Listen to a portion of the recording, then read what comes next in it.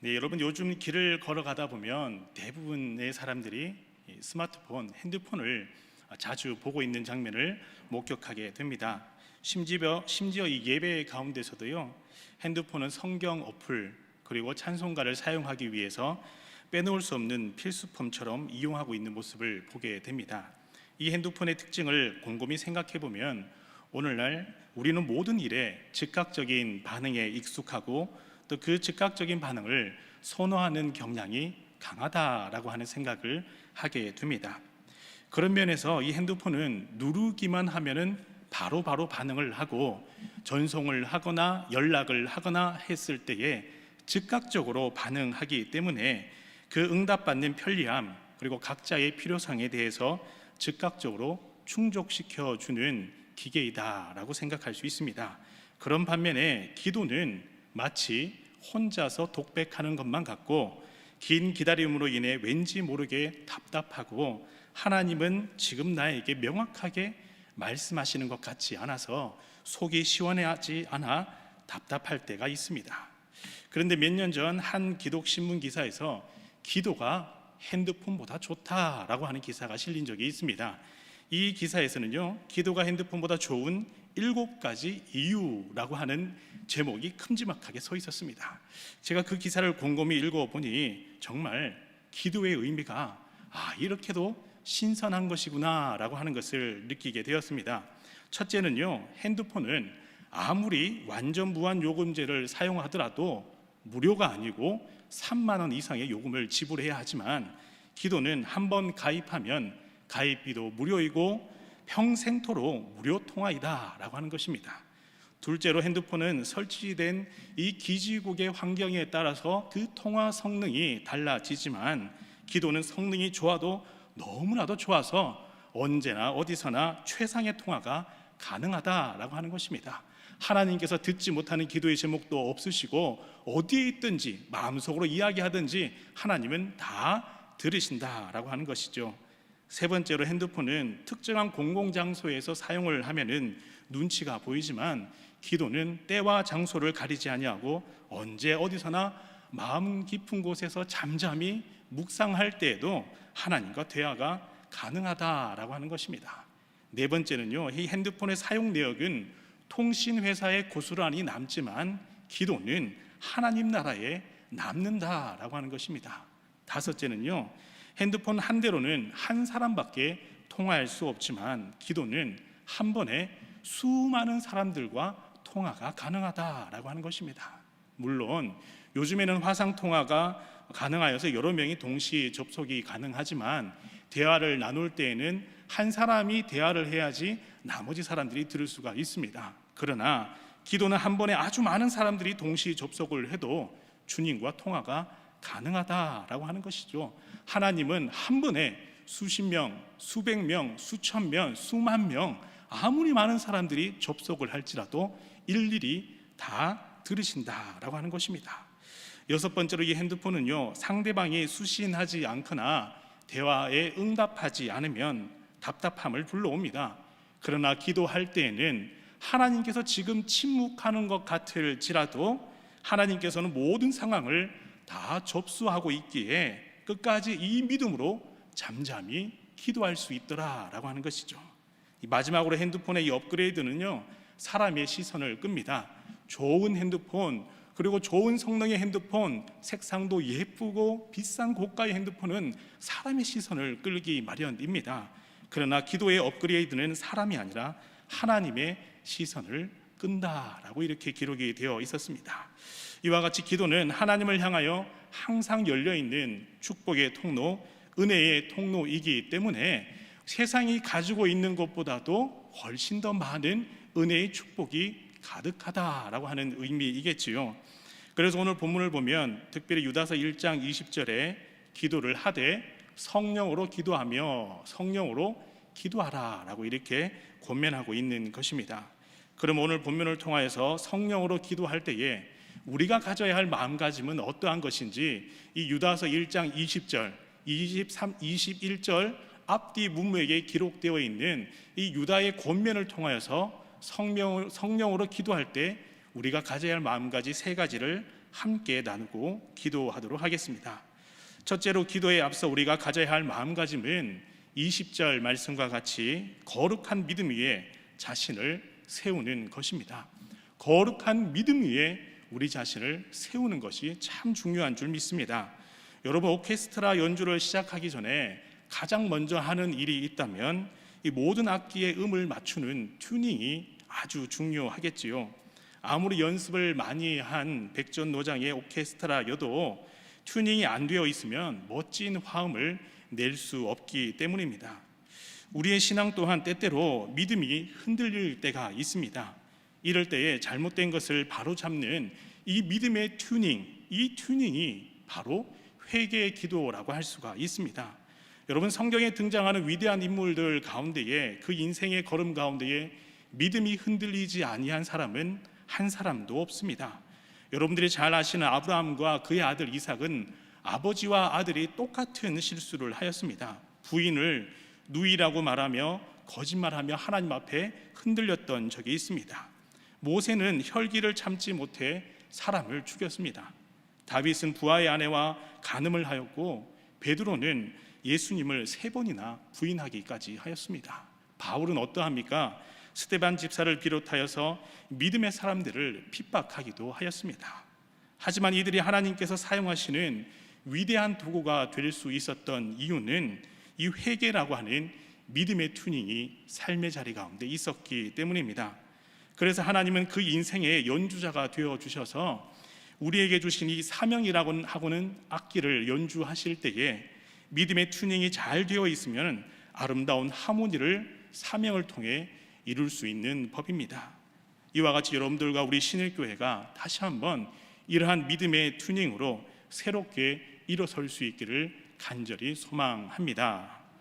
자, 그런 점에서 우리 다 함께 우리 앞뒤 좌우 우리 주의 성도들을 바라보시면서 이렇게 한번 인사하겠습니다. 다시 한번 회개하며 기도하도록 합시다 라고 함께 인사하겠습니다.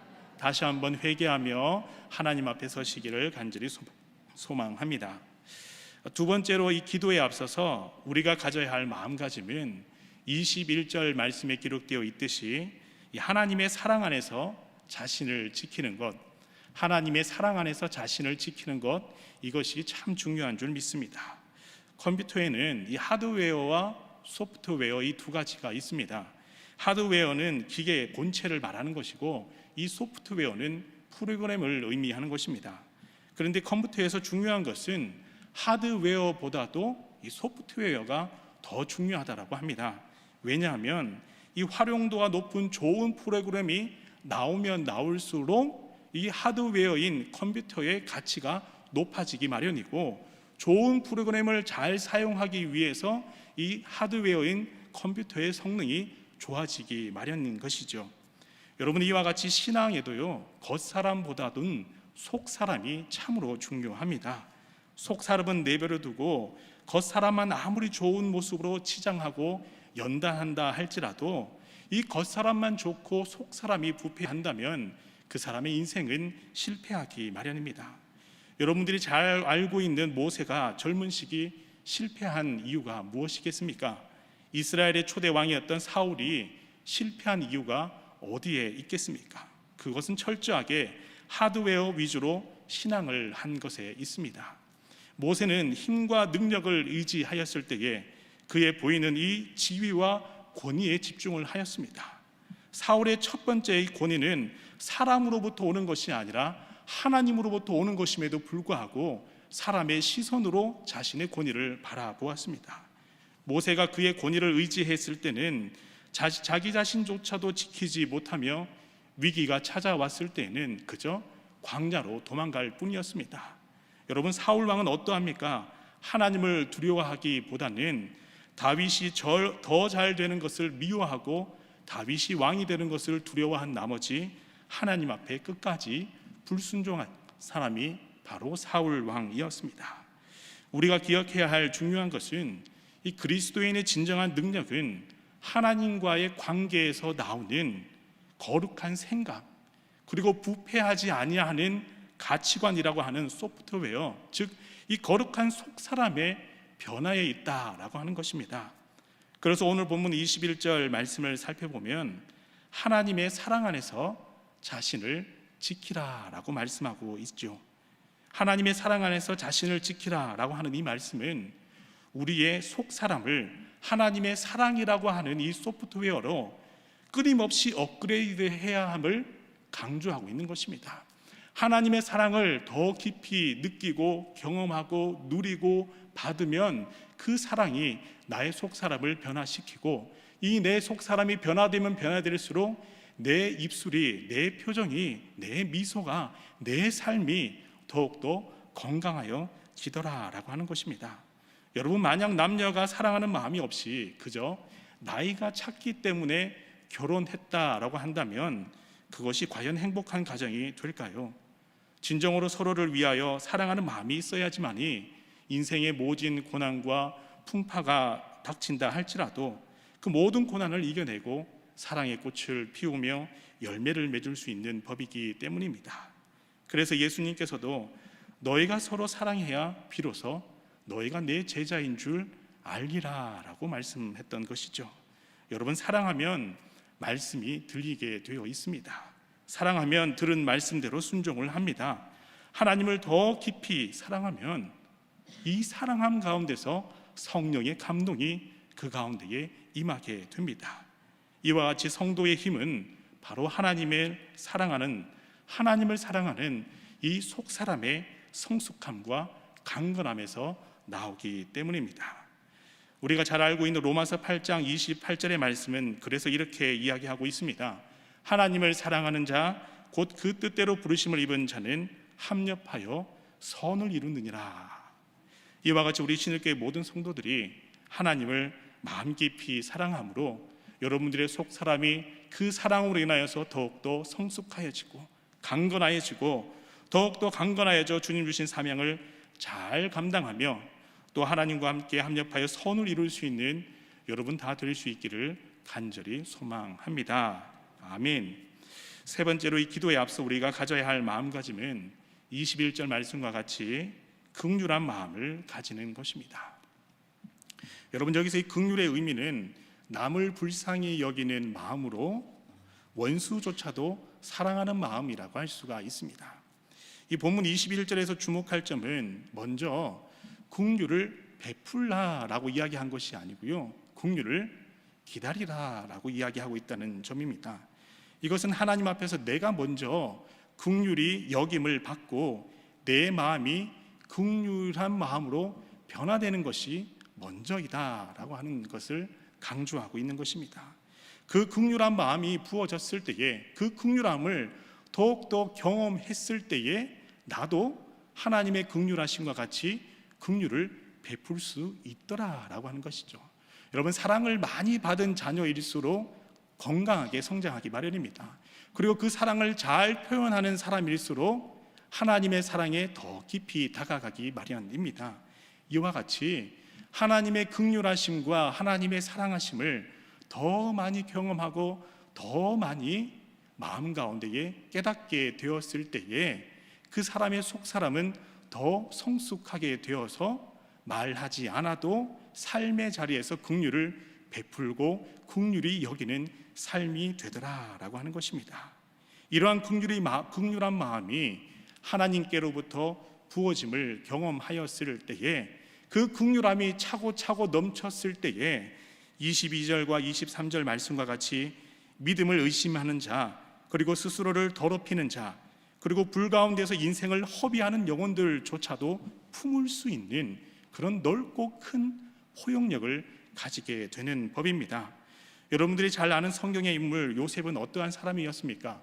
오랜 고난의 여정을 통해서 이 하나님이 주시는 긍휼한 마음으로 형들을 용서했습니다. 아마 요셉도 처음에는 형들로부터 버림을 받았을 때에 원망하는 마음이 가득하였겠죠. 복수하고 싶은 마음, 그리고 그것이 상처가 되어서 점점 성장하면 성장할수록 삐뚤어진 마음이 될 수도 있었습니다. 그러나 고난 가운데서 하나님의 긍휼하심을, 하나님의 사랑을 더 깊이 경험하였을 때에 성숙하고 성장한 이 요셉은 형들을 오히려 용서할 수 있었다라고 하는 것입니다. 다윗 또한 그를 살해하고자 했던 이 사울 왕을 미워하기보다는 광야의 시간을 통하여서 하나님 앞에 자신의 상처받은 마음을 다스림을 받고 회복이 되어 사울을, 이 원수를 사랑할 수 있는 마음, 용서할 수 있는 긍휼한 마음을 가지게 되었다라고 하는 것입니다. 여러분, 다니엘은 어떠합니까? 수많은 정치 관료들이 가진 모함 속에서도 다니엘은 그 악에 대항하기보다는 하나님 앞에 가장 먼저 엎드리는 것을 선택했습니다. 하나님 앞에 엎드렸을 때에 다니엘은 하나님의 긍휼하심을 삶의 자리에서 경험하게 되었지요.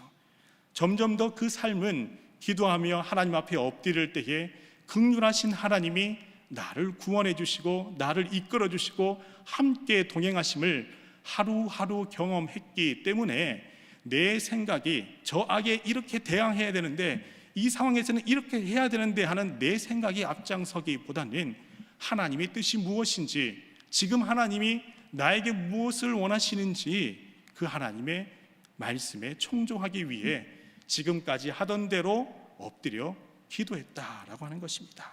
그리할 때에 하나님의 긍휼하심을 입어서 오히려 악을 악으로 갚기보다는 그 악함에 대항하지 아니하고 하나님의 때를 기다릴 수 있는 믿음의 사람이 되었다라고 하는 것이죠. 그래서 오늘 본문에서도 긍휼은 베푸는 것이 먼저가 아니라 하나님의 긍휼은 기다리는 것이 먼저이다라고 말씀하고 있습니다. 이와 같이 이 자리에 계신 여러분들과 우리 신일교회가 이 하나님의 긍휼하심을 잠잠히 기다리는 교회, 그리고 하나님의 긍휼하심을 깊이 경험하는 성도가 되어서 우리도 그분의 긍휼하심대로 긍휼을 베푸는 신일교회, 긍휼을 베푸는 우리 신일의 성도 여러분 다 될 수 있기를 간절히 소망합니다. 아멘. 이 시간 다 함께 우리 세 가지 기도의 제목으로 기도하도록 하겠습니다. 첫 번째 기도의 제목은 하나님, 거룩한 믿음 위에 서게 하여 주시옵소서. 저의 삶이 하나님께서 인도하시는 사명의 길에서 잠깐 어긋났다 할지라도 다시 하나님께서 원하시는 그 사명의 길로 걸어가기 위해서 잘못된 삶을 다시금 튜닝하여 바꾸는 믿음의 회개로 하나님 앞에 엎드리며 기도할 때에 다시 한번 거룩한 믿음 위에 설 수 있도록 주님께서 인도하여 주시옵소서 기도하시고, 두 번째로는 하나님, 세상의 유혹과 숱한 고난 가운데서도 가장 먼저 하나님의 그 크신 사랑을 깨닫게 하시고 그 사랑을 더욱더 깊이 경험하게 하여 주셔서 세상의 유혹과 고난이 아무것도 아니라 그 고난을 능히 이겨낼 수 있는 건강한 성숙한 하나님의 사람으로 설 수 있도록 역사하여 주옵소서 기도하시고, 세 번째는 내 생각과 내 마음으로 먼저 긍휼을 베풀려고 하는 삶이 아니라 하나님께서 나에게 긍휼하신 마음을 부어주실 때까지 기다리고 엎드리며 또 그 긍휼하심을 경험하는, 하나님의 긍휼하심을 가장 먼저 말씀을 통해 경험하고 기도함을 통해 경험하며 내 마음을 내려놓는 그 연단을 통해서 저절로 하나님께서 나를 통하여 긍휼한 마음이 부어지도록, 긍휼한 마음이 넘치도록 그 하나님의 때를 기다릴 수 있는, 그래서 결국 하나님께서 나를 통하여 긍휼을 베풀 수 있도록 만들어주시는 그 하나님의 사람 될 수 있도록 역사하여 주시옵소서. 이 시간 우리 다 함께 이 세 가지 기도의 제목으로 함께 기도하겠습니다. 주여 믿습니다. 주여 믿습니다. 주여 믿습니다.